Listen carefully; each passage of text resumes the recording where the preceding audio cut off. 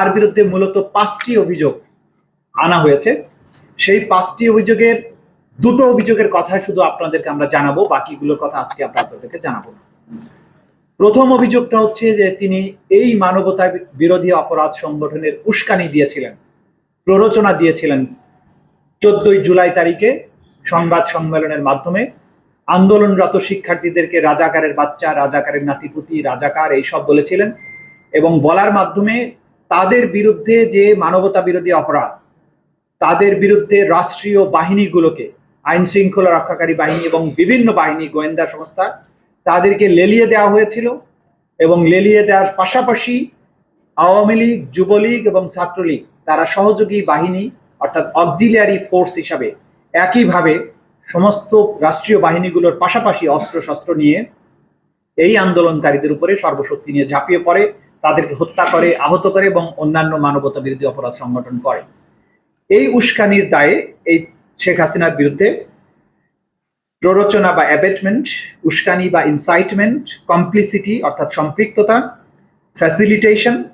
এবং কনস্পিরেসি এবং failure to prevent, এই সমস্ত কয়েকটা অভিযোগে তার বিরুদ্ধে তদন্ত রিপোর্ট দাখিল করেছে। দ্বিতীয় যে অভিযোগটা এখানে করা হয়েছে তদন্ত রিপোর্টে, যেটা আমরা দেখেছি,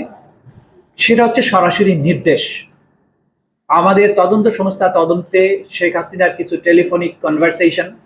যেগুলো জব্দ করেছেন, একাধিক কনভারসেশন, অনেকগুলো কনভারসেশন,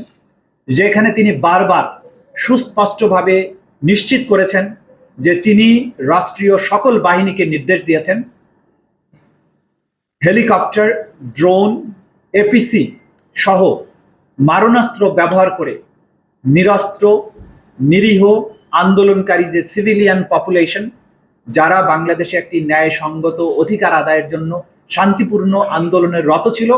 তাদেরকে সম্পূর্ণ নিশ্চিহ্ন বা নির্মূল করার জন্য তিনি নির্দেশ দিয়েছিলেন। সেই নির্দেশের সব সরাসরি প্রমাণপত্র আন্তর্জাতিক অপরাধ ট্রাইব্যুনালের তদন্ত সংস্থা হাতে পাওয়ার প্রেক্ষিতে তার বিরুদ্ধে দ্বিতীয় অভিযোগটি দাখিল করেছেন এবং সেখানে মার্ডারের জন্য নির্দেশ,